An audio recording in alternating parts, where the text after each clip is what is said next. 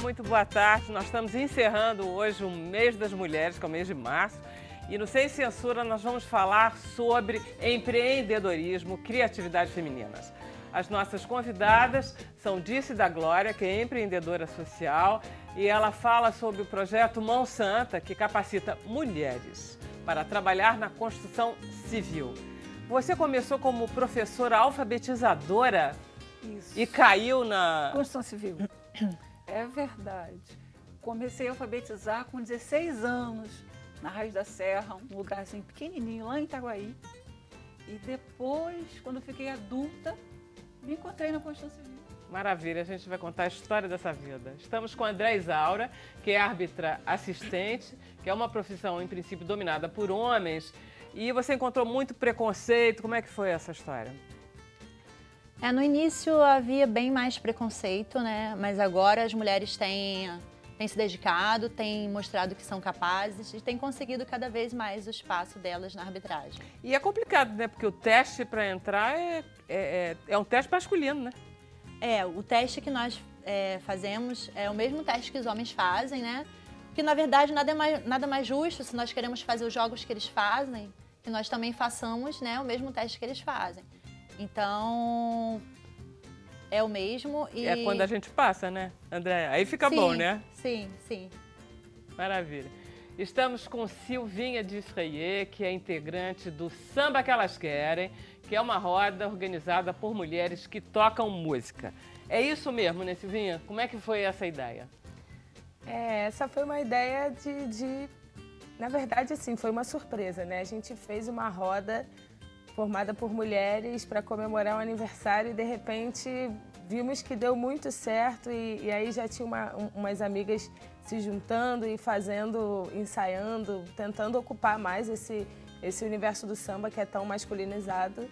E estamos aí há 8 meses ocupando esse lugar e representando a mulherada no samba, tocando e não só dançando, né? Muito bom, isso mesmo, Silvinha.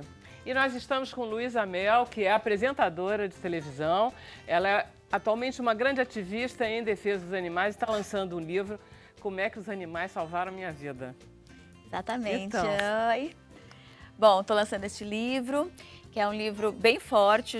Gosto de avisar que não é um livro sobre cachorrinho, gente. É um livro onde eu conto a minha vida, como eu fui me tornando uma defensora dos animais, uma ativista da causa animal. Conto momentos difíceis da minha depressão, como eu me recuperei e todo o massacre que os animais sofrem, a urgência do meio ambiente, está tudo ali no livro. Obrigado por se expor, porque a gente aprende tanto com a vida dos outros. Você sabe, quando eu escrevia, todos os dias antes de escrever, eu rezava para que Deus me ajudasse a encostar no coração das pessoas, para conseguir transmitir, passar essa mensagem, tanto de superação, que eu acho que tem essa mensagem no livro, quanto também despertar essa compaixão pelos animais. Maravilha, uma linda causa. Nós estamos com o nosso produtor de web, Bruno Barros, então. Ei, Vera, eu aqui no meio dessa mulherada inspiradora, estou muito feliz. Muito boa tarde a você que está em casa. Hoje a dinâmica é um pouco diferente, Vera. Como o programa é gravado, nós selecionamos as perguntas previamente, a nossa produção selecionou e eu vou fazê-la ao longo da edição do programa. Beleza, assim a gente continua vendo o nosso colírio, verdade? Olha só, deixa eu pedir então para a Silvia e o seu... como é que vocês se chamam? O Samba que Elas Querem, chamam o Samba que Elas Querem, né? Mas o Então samba tá, que elas querem. o que vocês vão mostrar pra gente agora? Olha, a gente vai começar fazendo uma versão de Mulheres, que foi uma música gravada pelo Martinho da Vila aí, que todo mundo sempre soube cantar.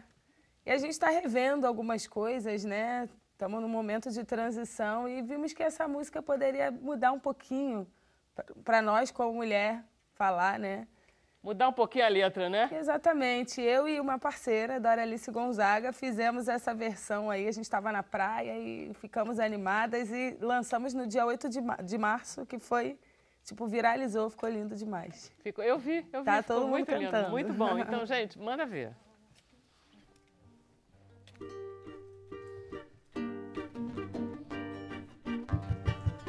Nós somos mulheres de todas as cores, de várias idades, de muitos amores. Lembro de Dandara, mulher foda que eu sei, de Elza Soares, mulher fora da lei. Lembro Marielle, valente guerreira, de Chica da Silva, toda mulher brasileira, crescendo oprimida pelo patriarcado. Meu corpo, minhas regras, agora mudou o quadro. Mulher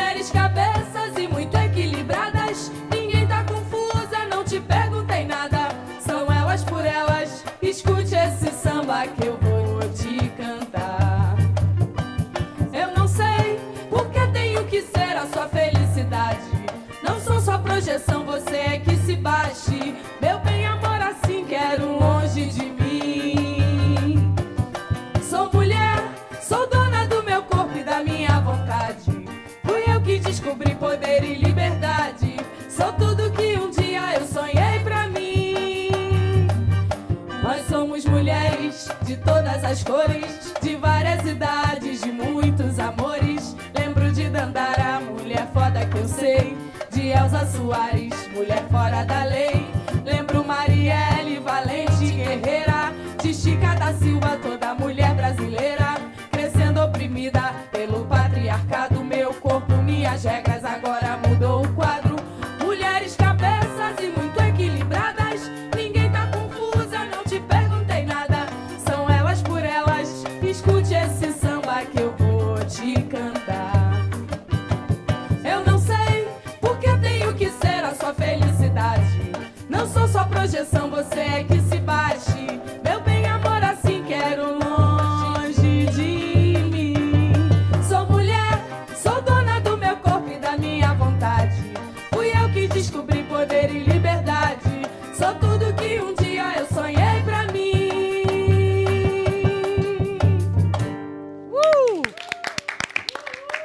Maravilhoso. Vamos lá, vamos falar das meninas aqui. Nós estamos com a Cecília, com a Bárbara, com a Mariana e com a Isabela. Muito bem, parabéns. Vamos lá, Silvinha, vem para a mesa, vocês podem ficar e aí vocês interferem quando vocês quiserem. Ficou muito bacana essa letra. E cá entre nós, né? Vocês até que tocam samba. Não é não? Até que tocam samba. Ai, posso confessar? Fiquei tão emocionada. Ficou? Muito obrigada. Muito bacana. Esse movimento me emociona muito, é muito bom estar fazendo parte desse momento da história da humanidade, dessa virada. Todas as mulheres que sofrem, que já sofreram, estão aí juntas para fazer essa revolução acontecer. Ficou muito lindo. Vocês puseram a Marielle quando?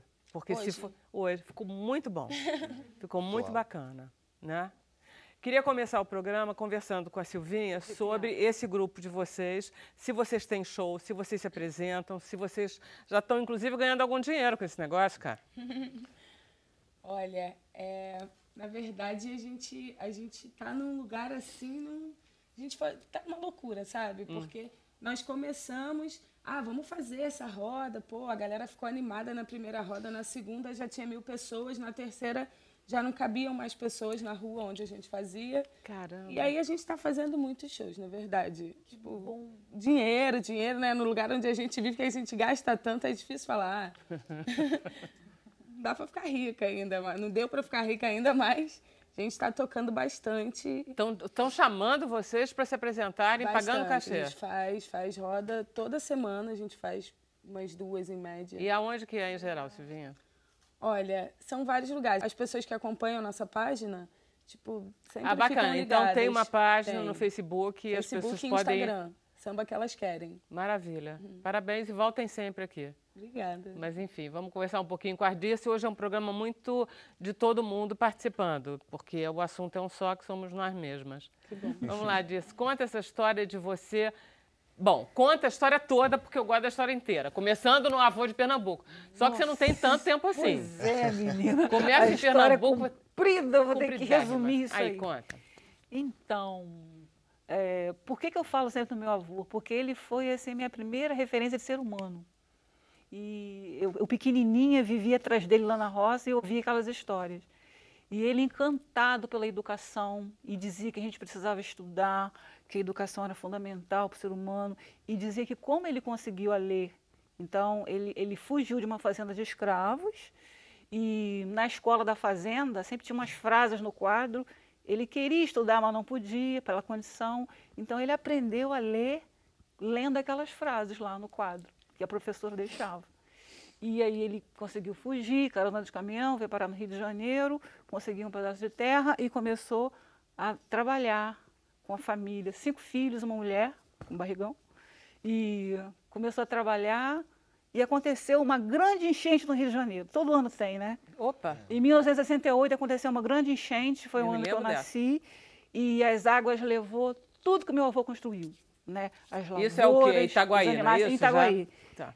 Raiz da Serra era um lugarzinho pequenininho, onde ele cuidava da terra, e tinha uma ponte que ligava Raiz da Serra a Itaguaí. As águas levaram essa ponte e as pessoas perderam casas, animais, meu avô perdeu a lavoura. Então a família perdeu tudo. E a família precisou se abrigar nas rochas, né? Tinha umas cavernas lá na floresta e a família teve que se abrigar lá porque a água levou tudo mesmo. Em 1968, gente, as chuvas não eram essas chuvas que a gente vê aqui que só alaga, né, e desce os barraquinhos. Era bem mais violenta, né? A natureza era bem mais agressiva, né? Então a família perdeu tudo. E a minha avó disse, né, tomou coragem para dizer: eu vou ajudar a construir se for uma casa de pedra. Não quero mais acordar no meio das águas, no meio da noite, vendo tudo ir. E para a mulher falar naquela época, tomar decisão, ela tomou decisão que não queria mais morar em casa de barro. Comigo não, né? Aquele negócio, agora sim. Porque meu avô era o cara, era o patriarca, ele mandava, né? E aí ela disse: eu vou ajudar a reconstruir sim, mas se for uma casa de pedras. Até porque ficou um rio de pedras, né? O sítio só tinha pedra e areia. E aí, para construir a casa, surgiu o negócio da família. Tinha pedras e tinha areia, e meu avô começou a utilizar-se disso para poder empreender, né? Então, meu avô se tornou um empreendedor porque ele começou a vender essa areia. Antigamente não tinha os ISOs, né, de preservação ecológica, então ele podia comercializar a areia, porque o sítio virou um areal imenso, muitas pedras, né, granito, e aí meu avô começou a comercializar granito e areia, e a família começou a crescer, ele voltou a laborar, né, com a roça, com as plantações, e a família foi crescendo, e meu avô ficou famoso como um grande empreendedor em Itaguaí. Ele fornecia pedra para as construções que aconteciam ao redor. Olha as voltas que o mundo dá. Aí, muito bem, aí você começa, nessa família, nesse universo. Você, aos 16 anos, estava alfabetizando crianças. Sim, então, meu avô sempre dizendo que era importante estudar, que era o maior patrimônio que uma pessoa podia ter, que era o maior tesouro do ser humano, ter educação, ter acesso à leitura. Não, tá, eu tenho que cortar, vamos lá. Aí eu corto para o seguinte: você casada, sim, né?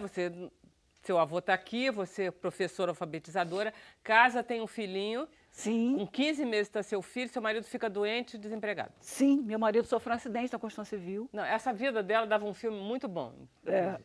O marido ficou acidentado, as empresas no Brasil, em questão de acidentes do trabalho, não chegam junto, e aí não tinha mais dinheiro, né, para pagar aluguel, né, para coordenar as finanças da família, e eu precisamos mudamos do apartamentinho que morávamos, conseguimos uma casinha paupérrima no pé do Morro da Deus. Fomos morar lá, a casa precária, e eu acostumada com as casas de alvenaria na roça, muito bem feitas pelos meus tios pedreiros, e apartamentinho com alvenaria bem acabada em Vila Isabel, aquela casinha com a parede rachada, então aquelas rachaduras me deixavam sem dormir, porque mulher é neurótica, né? Tem neura. Então, marido acidentado, filho pequeno, bebezinho, parede rachada, chuva entrando, vai entrar bicho, meu Deus, tem que resolver isso. E os irmãos pedreiros, o bom pedreiro, termina uma obra, já começa outra, né? Aí ele dizia que ele ia lá resolver meu problema da rachadura, mas ele nunca ia. E toda vez que chovia, eu ficava apavorada, porque a água entrava. Meu Deus do céu, essa parede rachada. Casa e a de ferreiro, neura... espeto de pau, casa de pedreiro. Sim, e aí eu vi um anúncio do Mão na Massa, que estava propiciando curso para inserir mulheres na construção civil. Eu falei, caramba, eu tenho já sangue na veia de construtores, de pedreiros. Se eu tiver umas 2, 3 aulas, eu consigo fechar essa parede. Porque naquela época, quando eu tinha dinheiro para pagar o pedreiro, não tinha dinheiro para comprar material. Claro. E quando tinha dinheiro para comprar material, o pedreiro desperdiçava, coitadinho. Ele não, né, ele não sabia, utilizar aquele material da melhor forma para ter qualidade. Ele não tinha essas noções, então, ele dava o melhor, ele fazia o trabalho dele, a chuva vinha e abria de novo o buraco. E a rachadura lá me atormentando. Então, eu digo bendita rachadura porque ela me estimulou, né, a mudar aquela situação e que acabou mudando a minha vida também. Então, eu fui para o Mão na Massa e lá tinha uma expectativa de mulheres jovens para serem inseridas no mercado. Eu já estava passando da idade, né? Mas eu precisava resolver o problema da minha casa, né? E aí eu fiz a minha inscrição, a coordenadora Jaqueline, eu não consigo esquecer, beijo para ela. Ela disse, eu vou fazer a sua ficha e vamos aguardar. Temos 100 vagas e temos 300 moças, né? Se acontecer uma desistência, alguma coisa assim, a gente faz um arranjo, encaixa você. Aí eu fui com aquela esperança, né? Porque a mulher brasileira tem aquela esperancinha que nunca morre. E aí eu fui para casa, aquela esperancinha. 2 semanas depois eu recebi ligação. E aí eu deixei marido e filho, um cuidando do outro lá, né? O molequinho do chiqueirinho, pulando, né? O pai imobilizado, um cuidando do outro. E eu saía de manhã e eu chegava à noite. O Mão na Massa era rigoroso, né? E eu feliz da vida. E quando eu aprendi a resolver os probleminhas de rachaduras da parede, eu comecei a fazer os reparos lá na casa. E aí, aos pouquinhos, eu fui fazendo essa reforma da casa, aos pouquinhos. E quando a casa estava bonitinha, reformada, eu negociei com a proprietária. E aí, tive a oportunidade, o Mão na Massa me inseriu num projeto que era pioneiro em uma obra, uma construtora grande que atuava na Zona Sul. Queria fazer uma experiência com mulheres no canteiro de obra. E aí eu fui indicada, porque eu já fazia alguns trabalhos voluntários para o Mão na Massa na Você era época. muito boa nisso. Aí eu queria aprender mais, porque parece que tem um vírus da construção civil, que quando a gente pega, né? E eu já estava fazendo trabalhos voluntários e eu entendia que quanto mais eu me procurasse me valorizar e aprender mais a profissão, melhor para mim. Porque uma coisa puxava a outra. Eu aprendi a colocar os tijolinhos em ordem. Depois eu entendi que eu precisava de saber o revestimento. E depois eu precisava de entender os tipos de revestimentos. E depois uma coisa puxando a outra, tudo muito ligado, né?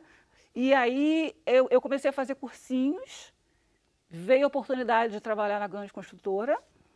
E aí foi batismo de fogo, né? Entrar num canteiro de obra gigantesco, mais de 1000 trabalhadores, universo estritamente masculino, mas assim, senti que eles ficaram curiosos, né? Mas assim, foram solícitos. Opa, um grupo de mulher, como é que é isso? Tipo assim, a gente não sentiu nenhum tipo de discriminação, muito pelo contrário. Estavam tão estupefatos que não acreditaram que era possível. Aí vocês foram lá e fizeram. Tipo assim, eu era a mais velha do grupo, né? As minhas colegas eram jovens, bonitas, saudáveis, dispostas a trabalhar. Então, não via por que os outros profissionais, os outros colaboradores não aceitaram o grupo. Até gostaram, né? De repente a mulher humaniza tanto. Sim, eu sentia que tinha uma espécie de curiosidade. Essas mulheres, será que elas vão aguentar, né? Porque o negócio aqui é pesado. E aí, nós entramos nessa construtora com certificação. Então, a gente fez bonito, fez por merecer. Maravilha, Dirce. Deixa eu fazer um intervalo, a gente volta já já com mais Sem Censura.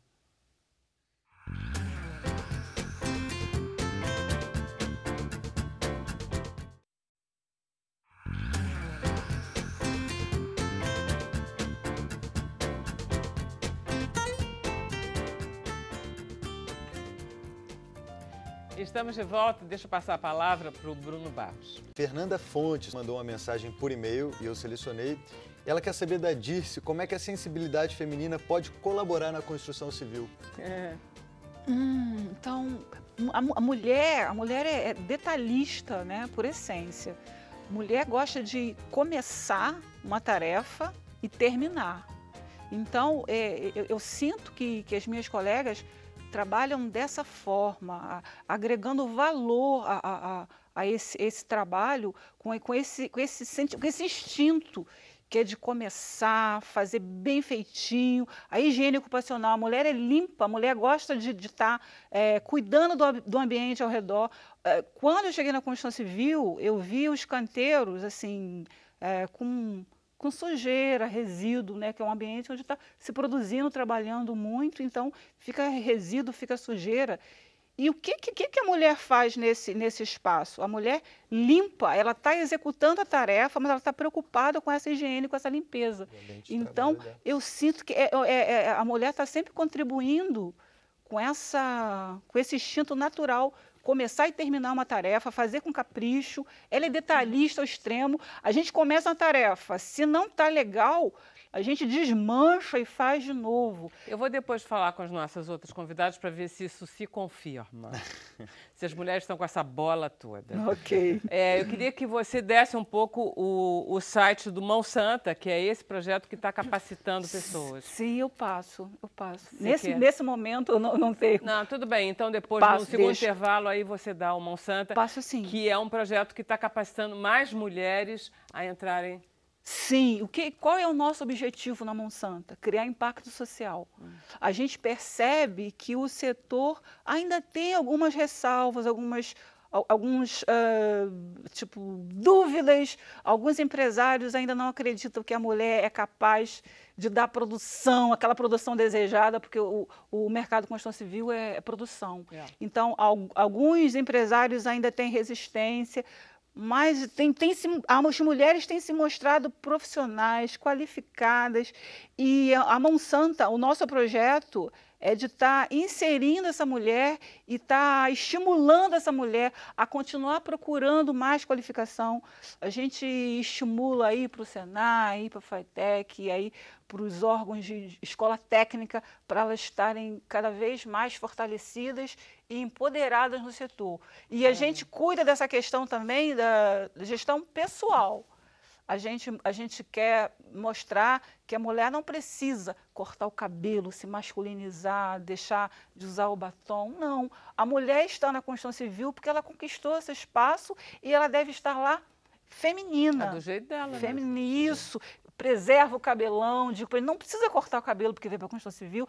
Você precisa cada vez se valorizar, você precisa correr atrás de fazer mais cursos de qualificação. Deixa eu perguntar para...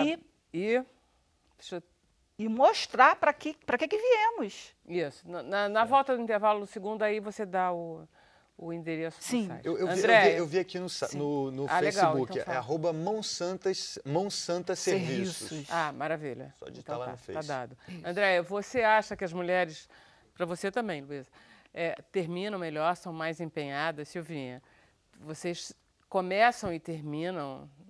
Você acha tudo que ela falou? Sim, uma característica feminina? Eu acho uma característica feminina. As mulheres não estão sendo machistas um pouquinho ao contrário? Ai, gente, eu ia falar Não, eu acho que as mulheres são um pouquinho mais perfeccionistas. Todos os tipos de mulheres. Não é verdade, eu acho tem também. mulher que não consegue acabar, cada um tem seu problema. Assim. Nós somos de todas as cores, de todos os amores. Mas eu acho que a grande maioria, quando ela porque as duas estão em universos muito extraordinariamente reservados aos homens. Também tem isso, né? É verdade que você... Na verdade, não é generalizando, mas eu acho que a grande maioria, quando as mulheres elas se propõem a fazer determinada coisa, quando elas realmente querem, eu acho que elas fazem. Elas são um pouco mais perfeccionistas, elas realmente se dedicam e fazem bem feito. É porque elas também têm que mostrar que elas venceram o preconceito que existe na área. Também tem isso. Né? Você tem que vencer o preconceito. Provar um pouquinho mais. Né? Então, você tem que mostrar um pouco mais do que... se fosse uma área tua, então você não precisa fazer bolo em casa também, né? Hoje em dia, né? Graças a Deus. Mas quem quer fazer bolo também pode fazer. Pode fazer. Um bolo maravilhoso, super coisa. Quer fazer bolo em casa, maior respeito por quem só dona de casa. Hoje em dia que eu sou mãe, então maior respeito, porque é tão difícil, o maior trabalho que tem é ser mãe. Não, eu falei isso, mas é porque, gente, eu adoro essa história da Mel, que a Mel, ela se chama Luísa Mel, porque ela vendia pão de mel. Eu aguento. Não é fofo isso? Eu achava que era teu sobrenome, não é, né? Não sou nem Luísa. Luísa em homenagem à minha avó, que tinha morrido um pouco antes, atropelada. Foi uma tragédia na minha vida e uma homenagem. E aí acabei ficando famosa com o nome que eu inventei. Muito bom, e ficou muito lindo. Vamos lá, André. Então, em relação a... Para entrar nesse universo masculino de árbitro de futebol, que é onde se xinga a mãe do juiz o tempo inteiro. O que você fez como teste físico? Que eu adorei essa história. Então, na verdade, assim, meu início, eu sempre gostei de futebol, na verdade, sempre gostei do esporte, né? E eu jogava futebol próximo à minha casa, no bairro onde eu moro, e participava de um projeto que se chamava Ser Criança, e meu esposo, inclusive, treinava, ajudava nesse projeto. E aí, só contando um pouquinho como eu iniciei, né? Na época, meu esposo começou a fazer o curso, nós namorávamos, e na época eu fazia faculdade de pedagogia à noite e trabalhava em 2 períodos no CIEP como professora. E não tinha tempo Mas depois comecei a acompanhá-lo nos jogos, a conhecer os bastidores da arbitragem e comecei a gostar muito, né, por gostar de futebol também. E aí terminei a faculdade de pedagogia e surgiu uma oportunidade porque eu comecei a trabalhar em um período só. Aí ele me incentivou muito para fazer o curso, que é um curso anual, né, o curso que tem duração de 1 ano. E ele me incentivou muito para que eu fizesse o curso, aí eu fiz o curso. Vocês deviam ficar depois dos jogos comentando e você dizendo, dando palpite em tudo que ele tinha feito, né? Dizendo, ai, cara, aquele momento, não sei o que, para ele deve ter dito, você leva jeito, né? Sim, a gente assiste os jogos um do outro, né? E a gente sempre comenta, sempre a gente repara com muito detalhe, assim, no jogo um do outro. Nunca rola briga? Não, às vezes tem uma... Você é Fluminense. Meu marido. Você é Fluminense, Flamengo, Botafogo. Não, a gente não tem time. Porque quando você entra pra segredo, gente. Não, foi sem querer. Foi sem Normalmente, não, na minha família cada um torce para um time, minha mãe, meus irmãos, todos têm um time de futebol. E todo árbitro, normalmente, no início, ele tem um time, né? Ele torce para algum time. Mas quando a gente entra para a arbitragem, a gente realmente não tem como torcer, porque a gente quer o nosso lado, né? Eu quero ser... quando eu faço um jogo, não me interessa quem vai ganhar, né? Me interessa eu ir bem, ser vista como uma boa profissional, e fazer bons jogos, trabalhar bem. Então, assim, a gente não vê muito os times, a gente quer ver o nosso lado. Mas faz a prova física, que eu achei a prova física dificílima, e a gente ainda não fala para os telespectadores de que consiste a prova física do árbitro de futebol, que é igual entre homem e mulher. Isso. Agora mudou um pouquinho o teste físico, né? Eram tiros de 150 metros, agora são de 75. Tá. E primeiro são 5 tiros, né, de 40 metros, para menos de 6 segundos. E aí você... Seguidos, né? 5 tiros. 1, 2, 3, 4, 5. Vai, tá. Isso. E aí, normalmente, eles colocam fotocélula para registrar o seu tempo. Passando nesses tiros, você vai para o próximo. Se você não passar, se você queimar um, você é obrigado a fazer mais um. Aí o segundo tiro qual é? O segundo são tiros de 75 metros para 15 segundos. E aí são 40 tiros de 75 metros. 40 tiros de 40 75? tiros. Cara, tá ficando difícil. E você, no máximo, pode queimar um tiro. Okay. Aí eles te dão um cartão. Se você queimar o próximo, você tá fora. Tá. Cartão vermelho. Ainda tem mais. E aí, isso seguida. Aí... Sim, são 40 tiros, 75 metros. Aí depois, ainda tem mais alguma coisa? Não. É só isso. Não tem um troço de andar na pista. Sim, é porque 40. Você dá o tiro de 75 e aí você anda até o próximo tiro. Ah, tá. E você tem o tempo ritmo de recuperação. Pra andar. Isso. Aí eles vão apitar e você vai sair novamente, mais 75. É o tempo de você chegar e ir para a próxima marca. Quem sobrevive passa. Novamente. É por aí. É tipo assim, pede pra sair, né? E aí você fez? Sim. Fez bem? A gente faz, mas assim, é um teste que não é fácil, que a gente tem que treinar bastante.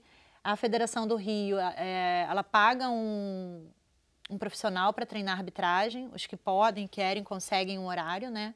É o Paulo Barroso, ele treina toda a arbitragem. E para que a gente consiga fazer o teste. Porque para conseguir fazer esse teste, a gente precisa treinar realmente, se dedicar, treino diário mesmo. Claro. E porque ainda por cima competindo com um homem que faz com mais facilidade do que você. Sim. Necessariamente porque a massa muscular é maior. Sim. Né? Bom, aí passou tudo bem, você fez o curso durante 1 ano. Isso. E aí começou a arbitrar. Isso. Que tal? Adorou? Sim, gostei muito. Na arbitragem, normalmente, só fica quem realmente gosta, porque não é fácil, né? São treinos diários, a arbitragem ela não é profissionalizada, né? Ninguém que trabalha na arbitragem vive de arbitragem. Todos os árbitros têm seu trabalho, sua profissão por fora. Nós não podemos depender da arbitragem, a arbitragem é por fora. Isso é um absurdo. Ela me falou isso, eu fiquei tão não chocada. Não ser uma profissão, né? Isso é uma né? profissão, o futebol nesse país. Não, mas ela é remunerada de qualquer maneira. Sim, mas ela não pode ter essa profissão, não pode depender disso, não é reconhecida como profissão. É como você ter uma profissão paralela. Sim. Né? Você faz quantos jogos por mês? Então, não tem como ter essa base, é por escala. Então, pode ter mês que eu faça 3 jogos, pode ter outro mês que eu não faça nenhum. Então, eu não tenho esse controle de quantos eu vou fazer por mês, dependo da escala deles. Você já enfrentou algum tipo de ameaça física de jogador? Porque tem um clima pesado sempre em jogo e eu não vejo por que você seria poupada disso. Não, já passei por reclamações normais, agora ameaça não, até porque se eles não tiverem o mínimo de respeito, eles vão receber um cartão e vão ser expulsos. Então, não é comum, né, essa atitude da parte deles também. E atitudes machistas da arquibancada, tipo, gostosa, apitando, vai apitar lá em casa, essas coisas existem, não? Sim, existem. Existem bastante. Gente, eu vi isso já. Claro. Gata. Sim, existe. Porque é uma forma de exercer o machismo tão deslavado, né? Sim. E eu estava, inclusive, comentando com as meninas, com a Dice, com a Luísa, e, por incrível que pareça, o maior preconceito que eu já sofri da parte da torcida, do pessoal da arquibancada, foi justamente de mulheres, né? Falando que eu teria que lavar uma louça, que teria que lavar uma roupa, o que eu estava fazendo ali. Então, eu estava conversando com elas que é, no mínimo, decepcionante. Ouvir isso, você vê o preconceito das próprias mulheres. Porque hoje em dia a gente tem lutado tanto, a gente tem falado tanto que o lugar de mulher é onde ela quiser. Então, a gente tem ocupado cada vez um espaço maior, né? Cada uma onde quer, no setor em que gosta, em que quer. E você ouvir isso de outras mulheres é triste e decepcionante, mas acontece. Para a gente ter certeza de que o preconceito não está ligado a gênero. O preconceito está ligado ao ser humano. E tem gente, como disse você, tem gente que presta em tudo quanto é coisa. Tem gente que não presta. E o preconceito contra a mulher, que ele venha de mulheres, não é tão espantoso assim, porque são as mulheres que educam os homens e as mulheres, né? Que a gente tem que mudar é a educação que a gente tem e que a gente dá. Você agora estava falando de filho. Eu sempre achei que fosse ter uma menina, né? Eu tive um menino e logo quando eu tive um menino eu falei, nossa, eu tenho uma obrigação aqui com toda a sociedade, né? De passar esses ensinamentos para o meu filho. O tempo inteiro você vê referências machistas, você vê isso na educação infantil. Você veicula coisas machistas sem se dar conta. E o tempo inteiro, eu acho que a gente tem que ter muita um honestidade em relação a isso, você não acha? Sem dúvida nenhuma. Você acabou casando com seu árbitro? Sim. Na verdade, nós não nos conhecemos na arbitragem. Nós namorávamos antes dele fazer o curso e também antes de eu fazer o curso. Nós nem imaginávamos que entraríamos para a arbitragem. Mas nunca aconteceu de vocês estarem trabalhando juntos? Já trabalhamos juntos no Campeonato Carioca. Já tivemos esse privilégio e já trabalhamos juntos também no Campeonato Brasileiro, na Série D, C e Série B. Só não trabalhamos juntos na Série A ainda. Como é que está em relação a esse fiscal de vídeo que está tendo em jogos agora? São árbitros? Sim, são árbitros. O Rio de Janeiro já está testando, mas offline por enquanto, está fazendo testes, está avaliando. E para a gente é um recurso a mais, né? É inevitável, você não acha, não, Sim, Andréia? é importantíssimo, porque... A gente em casa tem muito mais noção do que vocês que estão no campo. Lá é tudo muito rápido, né? Às vezes de casa, em câmera lenta, é fácil. Mas para gente que está lá no campo, e é tudo muito rápido, né? E com várias câmeras, então é até um pouco, como se diz... É desumano pra gente, né? Então, assim, agora com mais esse recurso, eu acho que só viria para corroborar, para realmente nos ajudar. Onde você já errou? Que foi complicado? Foi exatamente por uma situação como essa, né? Que você não tem condição de ver o que está acontecendo. Sempre assim, lances, às vezes, ajustados, lances rápidos e que às vezes a gente não tem como, não tem o recurso do vídeo. Agora, com esse recurso, acho que ajudaria bastante. Ok. Vamos lá, gente. Mais árbitras. Luísa, gostei muito dessa história de educar filho. Desafio. No meu caso, eu tenho um outro grande desafio, porque assim, nós somos veganos. Meu filho é vegano desde a barriga. E... Você que chegou lá, né? Porque você não nasceu vegana. Não, infelizmente não. Não, mas... gostaria de nunca ter comido um animal morto na minha vida. Adoraria poder dizer isso, mas não. Mas hoje em dia minha mãe também é vegana, então eu transformei minha família toda. Mas o meu filho, assim, e aí quando comecei a educá-lo, Porque assim, as pessoas, como você vai fazer isso? Para o meu filho é muito difícil explicar por que as outras pessoas maltratam, comem os animais, exploram os animais, né? Porque para ele é tão óbvio, porque assim, desde pequeno eu contava histórias da baleia feliz que vive no mar e da baleia presa num aquário, num SeaWorld, numa piscina. E para ele é tão evidente que isso é o errado e isso é o certo, que é difícil mostrar como que as pessoas adultas não enxergam isso. Esse é o meu maior desafio. Como é que você chegou na história de... Foi através dos animais que você chegou na dieta alimentar? Olha, não vou negar que começou pelos animais. Eu comecei com o cachorro, acho que o cachorro, né, quem convive com o cachorro vê que não tem diferenças fundamentais com a gente, eles sentem, eles sofrem, e todo mundo gosta muito do cachorro, mas o eles boi... Eles até falam, né, frequentemente. Falam, exatamente, uma língua, a gente, não é a nossa língua, mas eles falam. E aí você pega que um boi é igual um cachorro. Se você criar um boi na sua casa, é que ele só, nem no meu livro, só muda o tamanho dele e o tamanho do cocô, mas o amor... É a mesma coisa. Por que a gente tem esse direito de submeter esses animais a esse massacre? A gente fala muito de feminismo, né? E eu fico... As vacas, todos os anos, elas são estupradas, né? Porque elas são inseminadas, elas não querem aquilo. E aí, assim que o bebê nasce, é arrancado o filho dela. 7 anos elas passam por esse sofrimento atroz. Foi assim que eu virei vegana. Eu li uma notícia nos Estados Unidos que os vizinhos de uma fazenda tinham chamado a polícia porque as vacas estavam gritando a noite inteira, achando que estava acontecendo alguma coisa. Aí eles chegaram e o dono da fazenda falou, não, é que essa noite a gente tira os bezerros delas, elas ficam desesperadas, mas é normal. Esse é normal me pegou tanto. Como assim é normal? Onde que a gente tem esse direito? Qual é a diferença, né? Qual a diferença? Não, no segundo ano, quando o tratorzinho está chegando para pegar o bezerro, as vacas já começam a chorar, a gritar, a sofrer. Né? E fora que toda essa mecânica para tirar hoje em dia, né? Como tiram o leite, elas ficam o tempo inteiro, elas têm mastite e continua, tanto que o nosso leite é cheio de pus.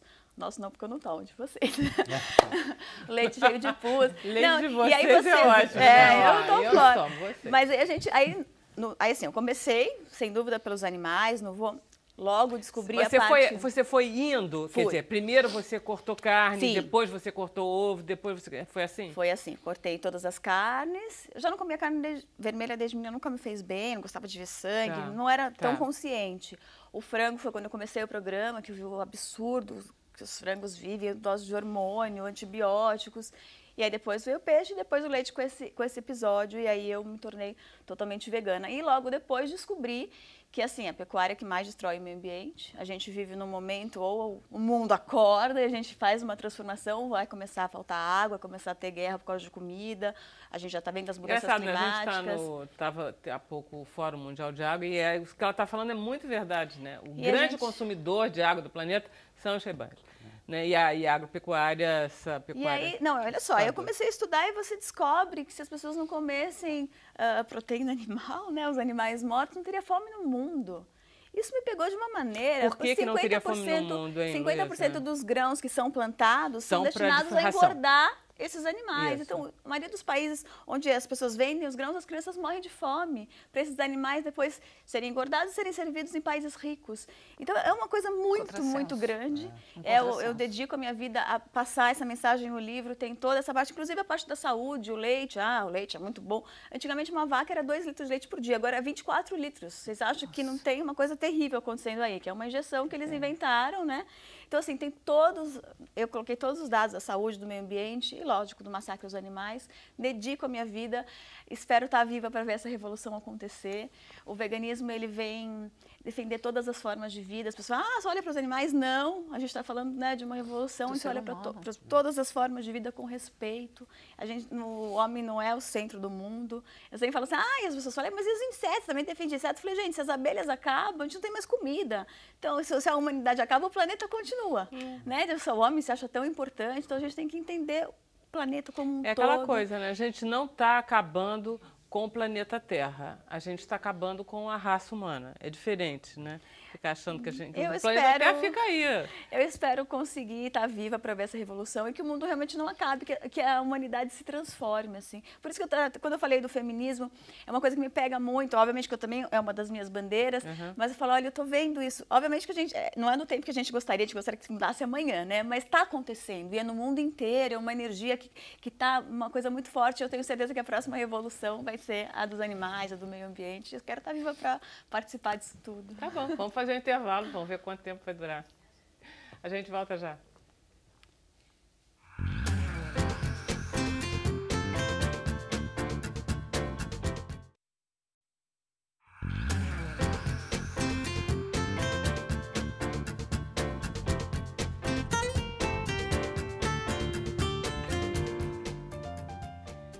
E voltamos com Sem Censura. Vamos perguntar ao Bruno se temos perguntas. Olha aí, Vera, há um tempo atrás a Luísa teve uma polêmica na internet por conta daquele canil que você visitou e estava uma barbaridade lá, uma coisa horrorosa. E aí eu acho que com base nisso tem uma pergunta da Olivia Castro. Ela quer saber, Luísa Mel, o que você diria para as pessoas que resolvem comprar animais ao invés de adotar? Bom, são vários pontos. Primeiro que eu acho que vida não pode ter preço, tem que ter valor. Né? Então, você não pode comprar um amigo, fora que a gente tem milhões de animais abandonados esperando um lar. O outro ponto é exatamente o que você mostrou, do canil que eu fiz o resgate ano passado, horroroso que o país inteiro ficou em choque, mas eu garanto para vocês que a maioria dos canis são daquela maneira. Até porque é o que eu estava falando, você tem que dar lucro, então você tem que diminuir seu custo, só que está lidando com vidas. Né? Então, eles são realmente massacrados, na maioria dos canis, então eu peço para as pessoas não colaborarem com isso. Você está pagando para a pessoa maltratar, você está colaborando com essa crueldade. Fora isso, tem uma questão muito importante que eu abordo no livro, que é sobre algumas raças, que isso é um questionamento que vem do mundo inteiro. Em 2008, a BBC de Londres parou de transmitir aquele concurso do Kennel Club, depois que veio à tona, porque assim, nos últimos 50 anos, os animais começaram a ser selecionados por estética, né? Porque o ser humano é, né, legal. E aí, por exemplo, esse focinho achatado foi ficando cada vez mais achatado porque as pessoas acham lindo. Só que isso foi causando enormes problemas de saúde nos animais. Então, por exemplo... Gente, mas isso não data de agora, isso data de muito tempo. Mas porque eu me lembro que a gente falando dos Dobermans, que eram os cães da Alemanha nazista e que eram cães criados artificialmente. Ou seja, mas não é de 50 anos, Não, Luísa. é que antes... Põe que antes meio os animais, milênio. eles eram mais selecionados porque eles faziam trabalhos. Então, eles tinham funções, assim. Então, o Border Collie pastoreia... Não, mas isso ok. Agora, nesse momento, que é só pela estética, por exemplo, os pugs. Todo mundo acha lindo. Só que eles já nascem para sofrer. Eles não conseguem respirar direito, tem problemas seríssimos de pele. Eles roncam pra caramba. Porque eles sofrem. Então, porque as pessoas acham bonitos, simplesmente por isso. Então, assim, tem até uma frase, o cachorro realmente é o melhor amigo do ser humano, mas isso mostra que nós não somos os melhores amigos dos cães. Né? Então, a gente fica... E várias raças, o endocruzamento acaba dando muito problema, porque é como você ficar cruzando primos. E aí você acaba tendo um problema genético seríssimo. Então, esse é um questionamento que está no mundo inteiro, inclusive no meu livro, eu abordo. Não vão calar minha voz, todo mundo tem, os criadores me odeiam. Um beijo para vocês. Beijo novo. Um beijo para vocês, vou falar mesmo. Enquanto eu estiver viva, eu vou tentar conscientizar as pessoas das coisas que eu aprendi, das coisas que eu estudo. Maravilha. Você disse numa entrevista que você curou-se de uma depressão e partiu para esse livro por causa dos animais, dos cães, especialmente. Então, conta um pouquinho como é que foi essa história. Eu tive um momento muito difícil na minha vida, quando eu saí da televisão, por momentos... coisas pessoais também, que tem abri tudo no livro. Tá. Aí quando eu fui escrever essa história, eu até liguei para o editor e falei, olha, eu vou ter que contar coisas pessoais, senão não vai fazer sentido essa história. Eu quero ser totalmente transparente nesse livro. Manda ver. A editora Globo, aliás, foi o máximo, deixaram eu falar tudo que eu queria. Eu nem acreditei. E não foi difícil assim. para você? Foi muito difícil, porque você revive tudo. E é tipo uma terapia sozinha, né? Porque eu ficava naquele quarto. Não, e você está se expondo. Sim, mas isso no final, não é a pior parte, no final do livro eu fiquei, gente, eu estou abrindo tanta minha intimidade, é. mas é como eu te falei, eu rezei tanto para tocar no coração das pessoas, eu uso a minha vida para salvar os animais, para causar essa transformação que eu acredito mesmo. Então, me expor não foi a parte mais difícil, a parte mais difícil foi reviver esses momentos dolorosos, onde eu tive uma depressão profunda, e depressão é uma coisa muito difícil, porque quem não tem acha que é bobagem. E quando a gente até falo assim, nossa, tem gente que passa por coisas muito piores do que eu passei, mas a dor da gente, só a gente que sente, né? Não, e eu não conseguia... É um pesadelo, cara. Você está no fundo daquele poço eu não conseguia me levantar, e ninguém percebe. Eu pensei em me matar muitas vezes e não me matei por causa de 2 cachorros que eram os meus anjos da guarda, que eu salvei eles, foi meu primeiro grande resgate, depois eles me salvaram. Quer dizer, você já tinha cachorro, já gostava de cachorro, já estava envolvida com isso. Mas aí foi muito forte. Eu sempre falei, eu tinha 2 filhos. Eu até pensei, vou viajar, viajar o mundo. Eu falei, não, você estava solteira filhos. Nessa época? Sim, solteira. Era eu e os meus cachorros que me seguraram ali. Foi uma coisa muito importante para mim. Infelizmente, eles já foram embora, o que é uma dor violenta também. Mas eu tenho certeza que eu fui muito importante para eles e eles foram fundamentais na minha vida. Não, tem histórias maravilhosas, né? O Carlos Heitor Coni conta a história que ele escreveu o último livro dele, que é Quase Memória, que é uma obra-prima, porque a cachorra dele morreu, mas ela ficava do lado dele olhando para ele enquanto ele escrevia. E a gente sabe o que é isso, essa relação. É muito profunda. Eu acho um pouco que as mães são um pouco como cachorros. Eu acho que a coisa mais parecida com a mãe é um cão labrador. Fiel, né? É quieto, Incansável, né? Quieto, fiel, silêncio. amigo ali Olha, do quieto lado. só quando é mais velho, porque tem o começo do livro que ele destruiu a minha casa inteira, que eu tenho 2 labradores, eu morava num apartamento pequeno, bege, ele ficou marrom. Todo dia um chinelo novo, né? Tinha que Não, eles comprar. chegaram a pegar pó de café gente, quando eles são e espalhar crianças, pela casa. todo mundo Olha, quer. o Marley foi terrível até o final do dia dele, acho que só nos últimos anos que ele acalmou. Maravilha. Muito obrigado, Mel, por ter partilhado com a gente. Esse livro você já Espero lançou? que você leia e goste. Lancei essa semana, espero que todo mundo goste. Maravilha. Vamos então, nesse segundo momento, vocês vão cantar o quê? Agora a gente vai fazer uma música que é do Rock Ferreira, que foi gravada também há muitos anos pelo Zeca Pagodinho, chamado Samba pras Moças. Ah, essa é das moças só. Muito bom. Me diz uma coisa, quanto ao repertório de vocês, se vocês têm alguma preocupação com o feminismo, com o politicamente correto, como é que é?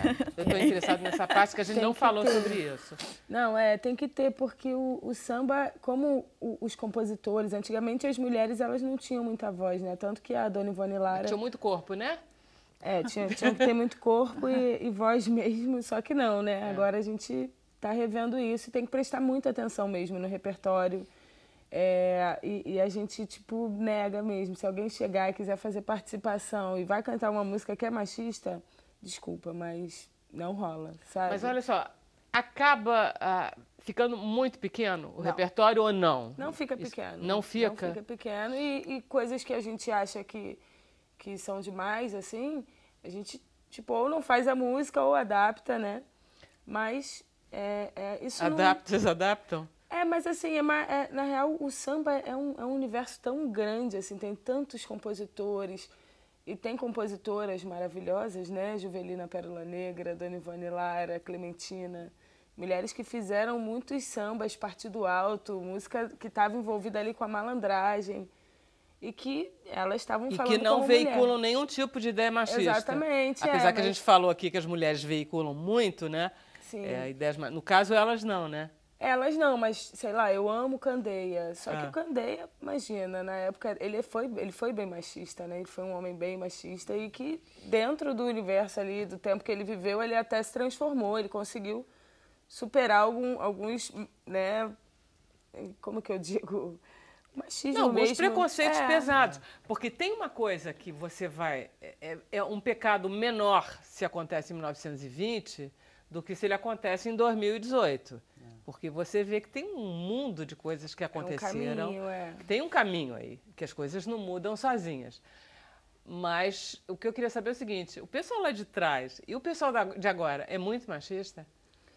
Não, olha, o pessoal de agora a gente está reeducando, né? A gente está nesse processo aí de transformação e a gente não está tolerando mais ouvir qualquer coisa como ouvíamos antigamente. Eu mesmo, quando eu era criança, eu ouvia coisas assim que eu fico, cara... Se me disser isso hoje, sabe, não vai levar barato, assim, não vai ficar sem ouvir uma resposta num nível bem bacana para ele aprender. E é isso, assim, a gente vive num universo, num mundo que é machista e que está em transformação. Eu não sou radical, sabe, eu não admito. Tipo, eu sei que a gente tem que ter paciência, porque é um caminho, né? As mulheres educaram também. Exatamente. A gente tem a nossa parte de culpa no machismo, eu acho. Porque a gente educa filho e a gente tem uma responsabilidade pesada nisso. Mas assim, é uma Sobretudo culpa, os mas meninos. que fez parte do sistema, sabe? Você foi colocar, né? Tudo bem, mas os homens, coitados, olha só. O Bruno é uma pessoa que ele é um cara moderno, ele é um nativo digital. Entendeu? Ele já não veicula ideias machistas com facilidade, o Bruno. Ele já é mais o retrato do tempo dele. Eu acho que a minha geração, que está indo por aí. Deu uma melhorada concreta, não é? Mais nova que eu, então eu acho que melhor ainda. Sim, e rolam núcleos, né? Uma galera que está mais ligada, que quer rever, que quer reparar esses erros, esses preconceitos, esses pensamentos retrógrados, né?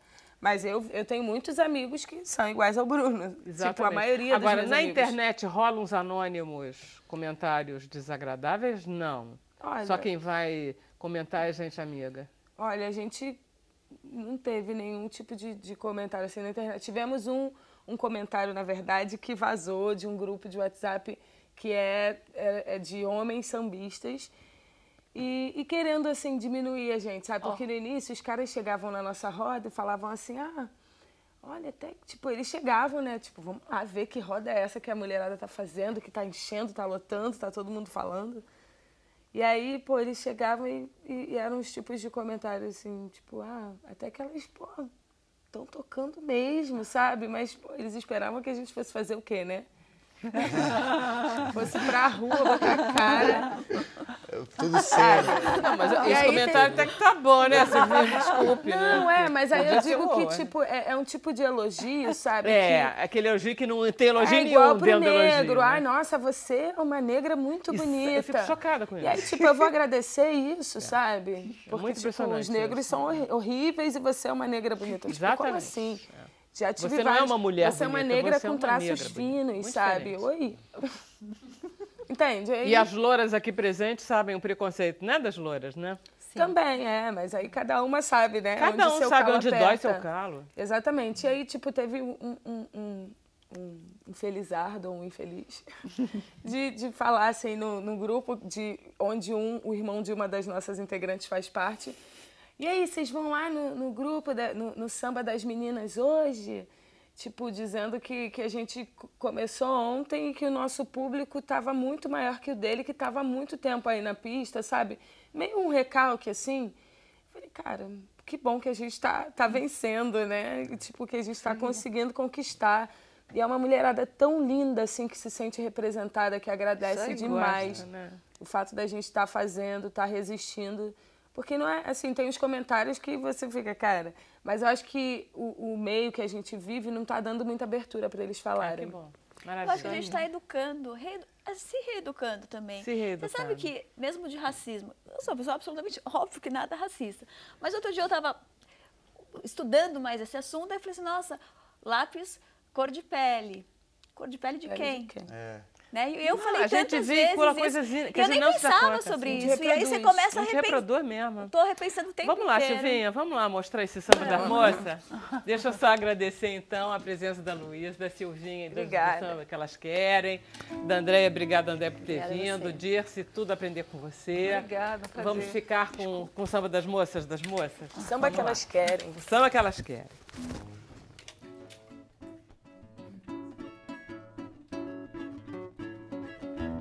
Encandeia, encandeia, encandeia, encandeia, meu candeia. Encandeia, encandeia, encandeia, encandeia, meu candeia. Curia bebeu a água, mas ainda tem fogo. Mel de engenho com cachaça e alegria pro povo. Sambando, não deixa ninguém sambar. Meu amor tá perguntando se o samba é de moça, se o samba é de moça só, se o samba é de moça, se o samba é de moça só, se o samba é de moça. Meu amor tá perguntando como coisa que eu soubesse, se de lá eu vinha, se lá estivesse. Meu amor na roda.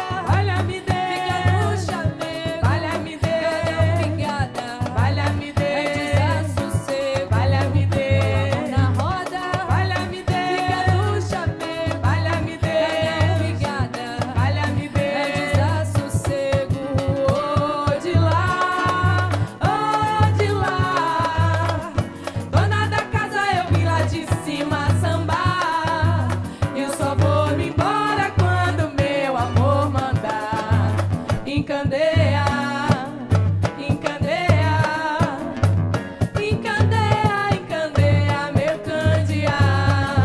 Encandeia, encandeia, encandeia, oh, encandeia, encandeia, encandeia, meu candeia. Encandeia, encandeia, meu candeia. Encandeia, encandeia, meu candeia. Samba pras moças.